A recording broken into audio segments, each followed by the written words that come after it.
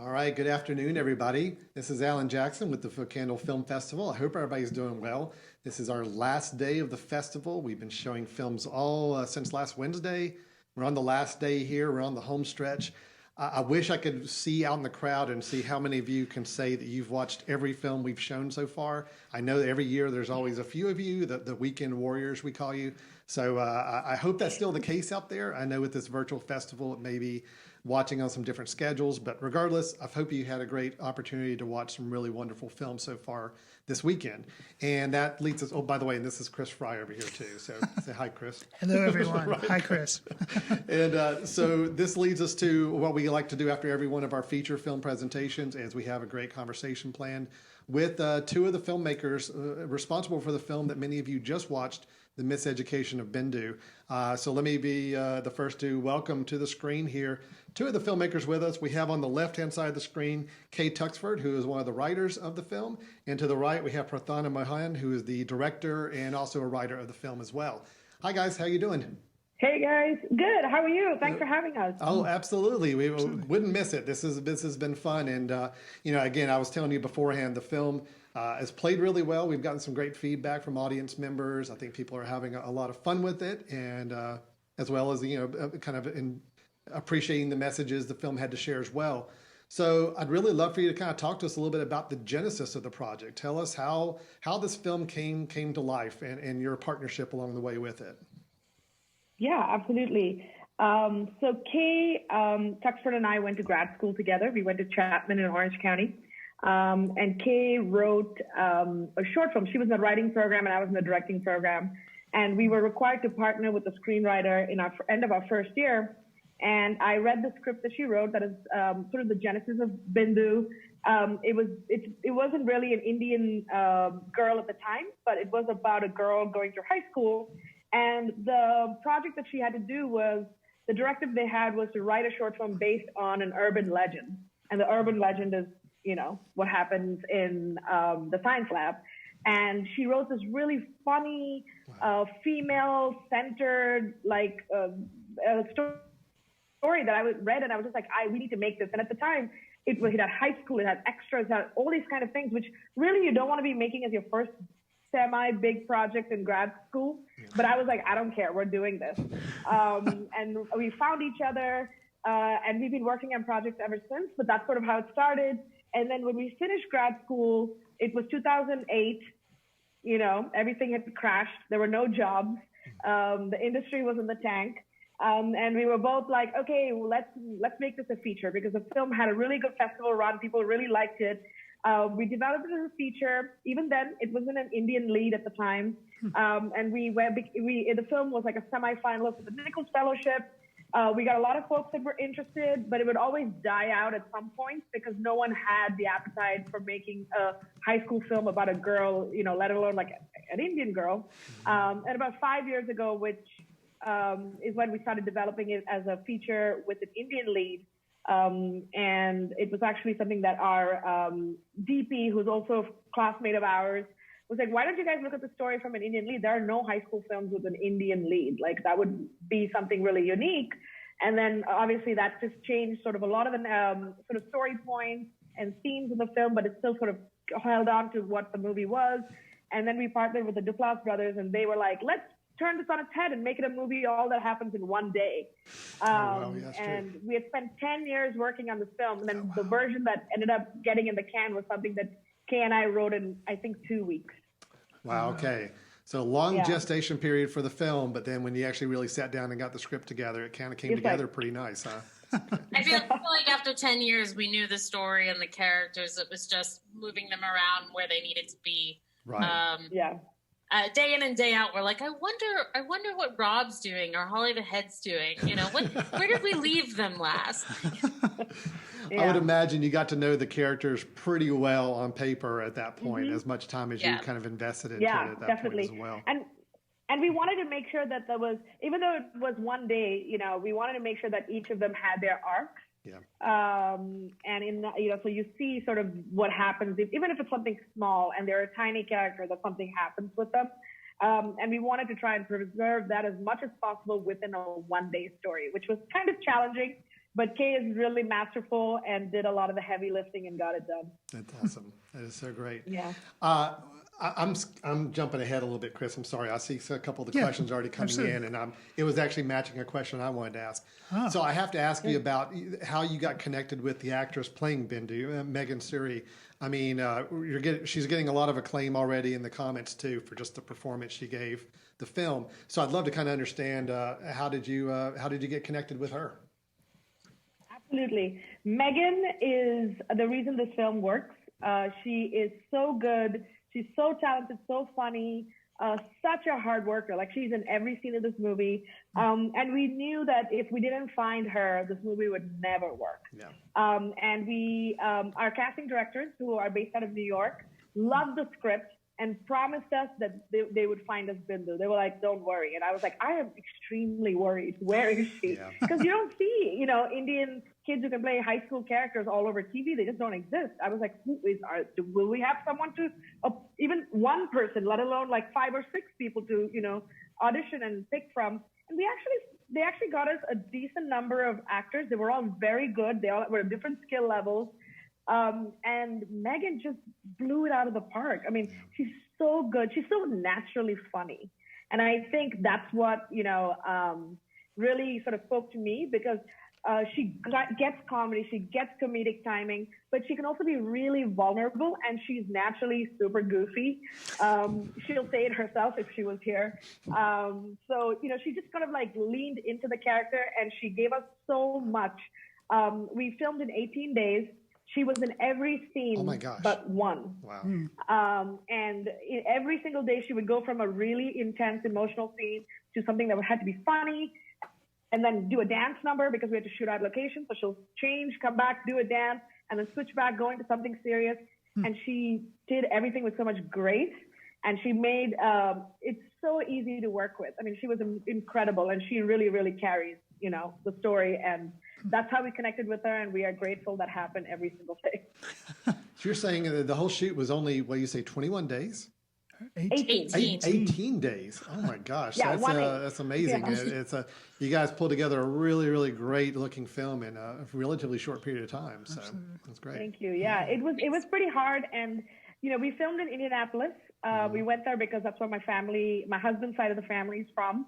And we have a lot of nieces and nephews in high school at the time or middle school. And they've always been curious about film and what we do in LA. And they all love cinema.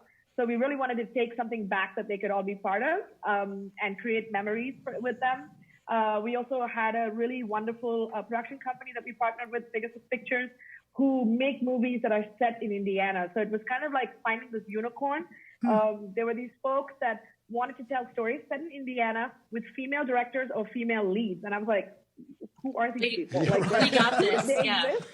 Yeah, and they brought us into the fold. They'd already made 2 movies before Bindu, so they had sort of an infrastructure in place. They had crew that they had worked with, so they kind of just like threw all their resources at us and said, "Okay, this is what we have. Let's make this together." And honestly, even though we came from, my husband's from Indiana, and we had a lot of support, we couldn't have done it without them, because they had the experience of having made movies there. So they knew the challenges and things. Because our budget was so low, we couldn't really afford the crew that were like seasoned.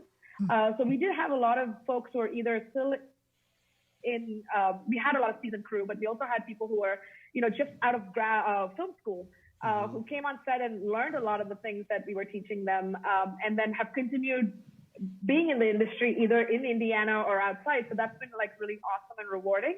But yeah, we were not able to do it if it wasn't really for their support. That's and great. For Indianapolis just opening up their hearts to us and being like, come on in and make a movie, because you can't do that in LA. Like in LA, they don't want you to make movies. Like, people are just sick of filmmaking here in some ways. But in Indiana, like, people gave us cookies that we didn't know, or let us use their driveway instead of kicking us out of our shoot. They were just like, come on, don't block the driveway, use our driveway. And we were like, who are you people? Like, just kind and welcoming and open, and so many extras, as much as we could get, because we couldn't afford to pay extras and things. So those are the ways in which we were able to get it done in 18 days. That was so great. So really, really good. Well, and I'll say too, before we get to a couple of audience questions about the film that they wanted, because we do have a few lining up here. I want to say that I was really impressed with the fact that you took a story, a theme, bullying and kind of feeling uncomfortable as a teen in your situation, and where it could have been so easy to apply it all to just make it be about the fact that she's Indian. But it honestly was so universal that anybody could apply this same storyline. It just so happened to be that she was also Indian at the same time and dealing with kind of family dynamics in that regard. So I love the fact that it was universal themes and it didn't get so pigeonholed as sometimes films may choose to do in those storylines. So was that something that was kind of important to you? Yeah, Kay, do you want to take that one? Okay. Yeah, I think for us, it was always kind of the unifying thing between Peter and Bindu is that they were experiencing something very similar. Peter was very much in hiding and afraid of what happened if the cat gets out of the bag. And Bindu was in the spotlight, so he was kind of witnessing, like, I'm next at any moment. And so their kind of universal kind of terror transcends one aspect of bullying. I think the other thing is sometimes when we would get notes or feedback, people would say, why don't they all bully her the same way? Why do they call her sometimes, like the girls will call her a dyke and the boys will call her a whore, and we were like, well, bullying, the interesting thing about bullying is that everybody kind of projects their worst fears when they're bullying somebody. Exactly. So they're really saying what they're scared of or what they wouldn't want to be called. And so I think you kind of get that layer in it that everybody's kind of terrified in their own way of their own particular things. Yes, absolutely.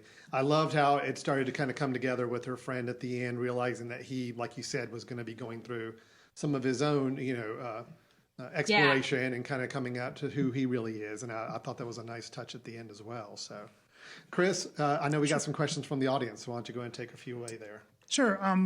They want to know what was the most difficult scene to shoot, maybe for you as director and stuff, and then also what do you think was the most difficult scene for the actors to have to do, or maybe it's the same one, but which one would you say? Yeah, definitely. I would say in having talked about the making of the movie with the actors, the difficult scene we've come to realize is the same.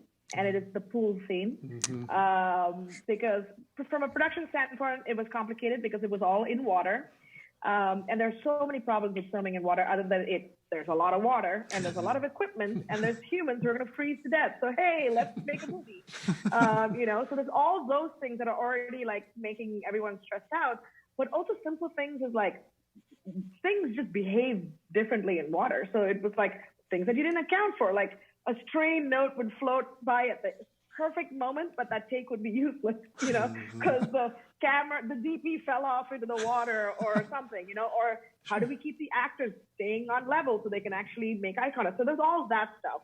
But there was also the heaviness of the scene, because it is a pretty intense scene, and there is a tone shift in that scene. The whole movie is like, horrible things are happening, but okay, it's also funny. Like, how do I feel about this? And then something really dark is going on. But we wanted to preserve that sense of awkwardness that Bindu is, right? So making that transition at that last part of that scene was really, really key. And both of these actors, like Bindu had never kissed an actor in anything before. Oh, wow. So from the day one, I knew this was like something that was weighing on her because she was anxious about it. And then of course we had to cast like the handsomest dude on earth to play, to play Sam. And I remember when he came on set, she was just like, "Great, thanks so much," because none of them knew who was playing each other. I kept it a secret from everyone. So they met each other for the first time on set, and then she was like, "That's him?" And I was like, "Yep." And she's like, "Okay." I was like, "Get ready. You gotta get in that pool with him in 3 days. Let's go, Megan." But of course, like Gordon, who's the actor who plays, is the nicest. He's the opposite of Sam in every possible way you could imagine. He's such a kind, a wonderful, wholesome, loving guy.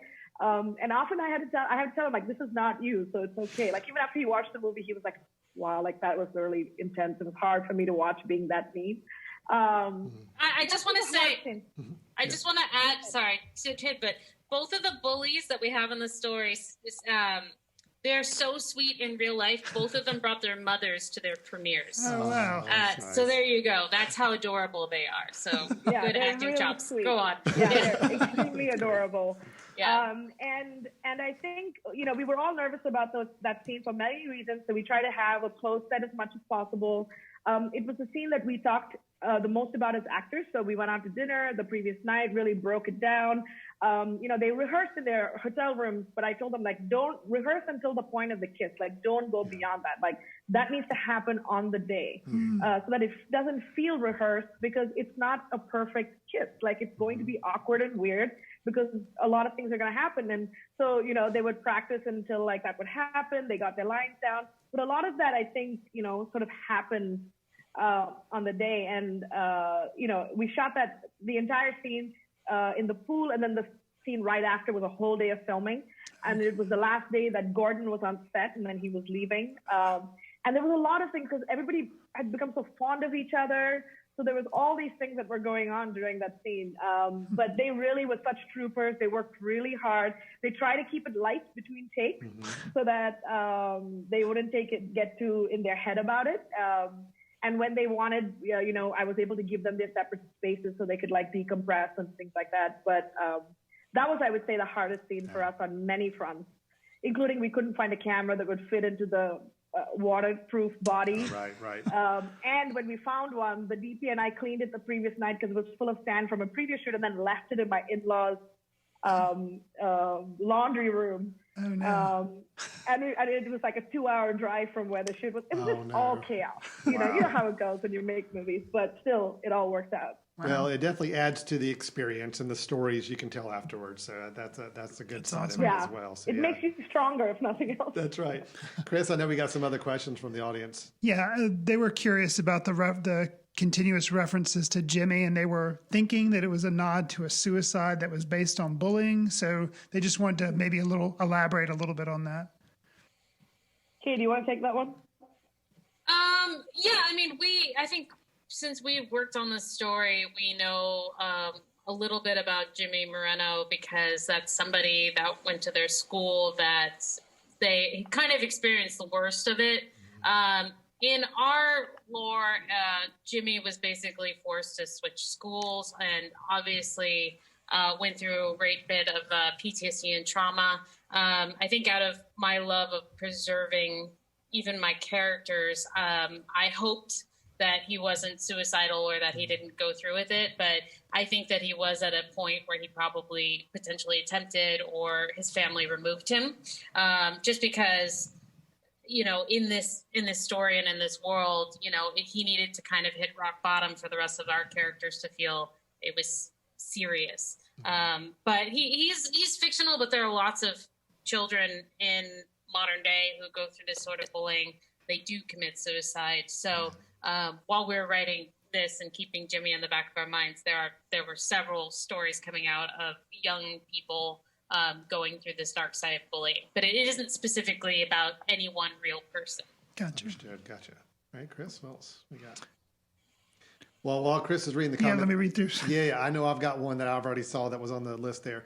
They're making a comment, but they were commenting about how much they really enjoyed the best part of the film. They thought was the dance sequence, which I'm sure you probably get a lot of great feedback. It was a really, really fun moment.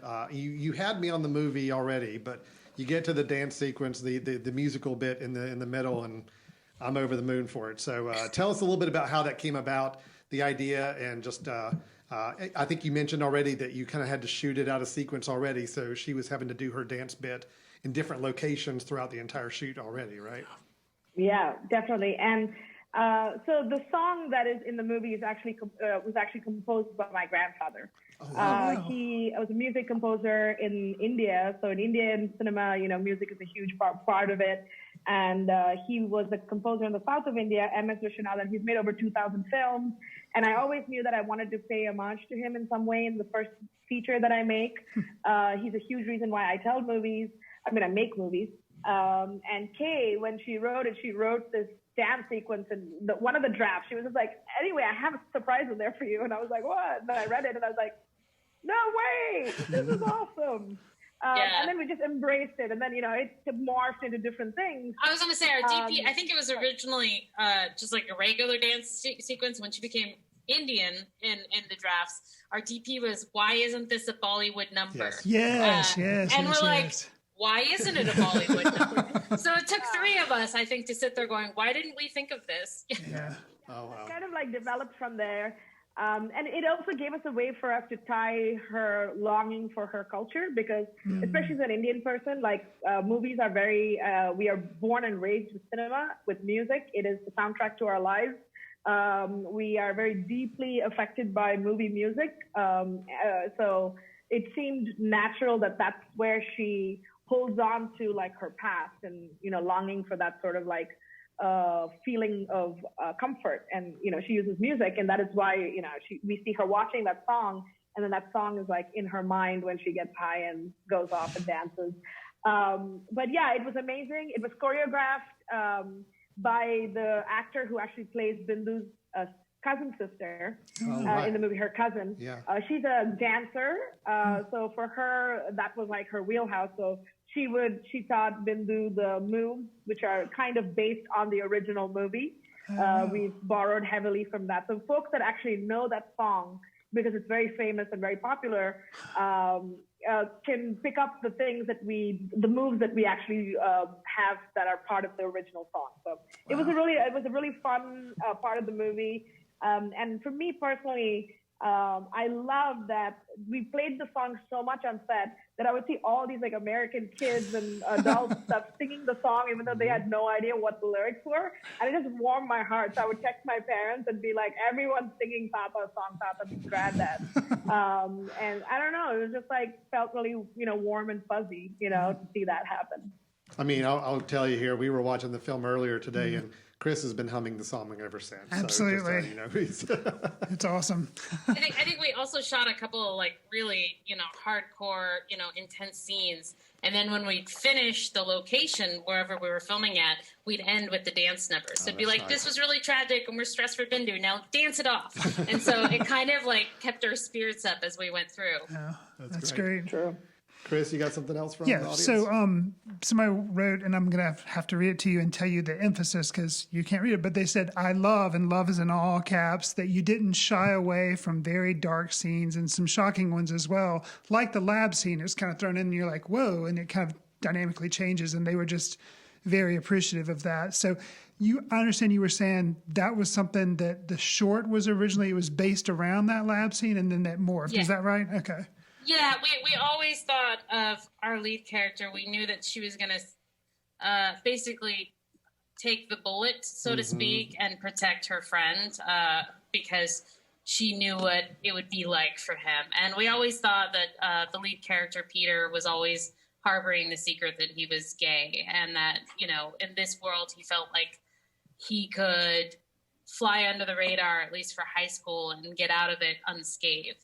And I kind of stole a little bit from like my story going through high school where like I'm LGBT. So I was like, you know, nobody knows from my high school, I managed to fly under the radar, but that was kind of my horror of like, what if somebody did find out that way? And so I kind of put in that fear. Although now that I look back and I'm an adult, I'm like, I shouldn't have been so scared. And that's kind of the end of the story where Peter kind of embraces it.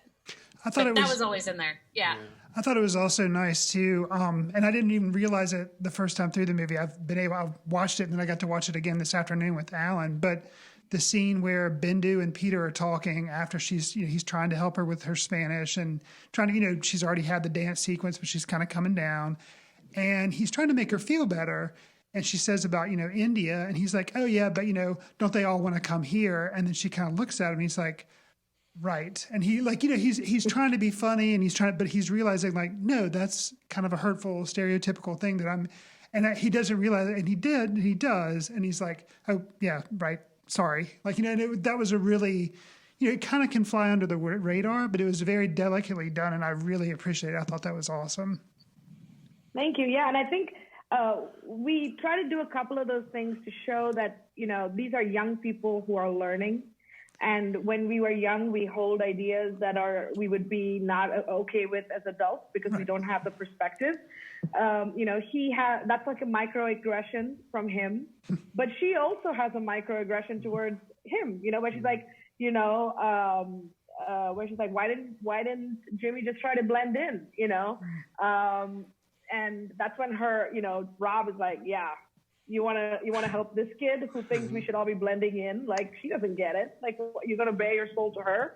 And I think she also realizes at the end, like, she didn't understand the power of her own words. While she's screaming up and down that people are hurting her feelings, she's also going around saying mean things that she doesn't realize. And we all do this all the time, We feel like we are all on the right side of everything, but we may say something that hits a nerve with someone else, know? And I think, especially at that age, when you're really forming your ideas of who you are and what is right and wrong, you say a lot of really, silly things and things that, you wouldn't stand by when you're an adult, hopefully. That's the goal, that we all grow to being much more reasonable adults who can be kinder to each other. Sure. So I'd love to hear a little bit about what you guys are doing now. So I know obviously you're promoting the film, you're getting it out there, showing at festivals. Tell us a little bit about, maybe, do you have any other projects kind of thinking about, maybe some early stages planning for, or anything we could be looking forward to in the future as well? Yeah. Kate, you want to go? Kate's doing a lot of cool things. Okay, cool. Oh man, that's a lot of pressure. So Pratna and I have both been working on projects and kind of passing them back and forth, and she's actually been very encouraging of me. I have a micro budget. I'm trying to shoot here in Orange County next, I guess, early 2021. So basically, it's the whole idea of a homeless delivery driver living out of their car. So it was shot on a smartphone. So she's watched me have this like brain worm. I think I confessed it to you when we were like last November. I was like, I'm going to do this thing, talk me out of it. And she's like, I won't. And so she's been nothing but supportive, helping me figure out what to do with that. And then Pratna has been working on some of her own projects as well, including this amazing surfing script I really enjoy. So Pratna, take it away. So Kay and I are trying to figure out our next project that we will do together. Together, yes. And we have, I pitch a lot of ideas to her and hope that something sparks her fancy. She's like, all right, I'll spend the next 10 years with you on that, because sadly, that's how long it takes to make things. But we always share any projects that we're working on with each other. Anything I write, I like Kate to look at, to let me know, if it all looks good, and she gives me great notes. So I have a feature that I finished that I'm trying to get made, and it's a coming-of-age surfing film set in a fishing village in India. So it's a little change of pace, but it still has a lot of like, it's like it's a dramedy. So there's like, it's looking from a point of view that we don't typically see, and it's made for audiences that can be more broad.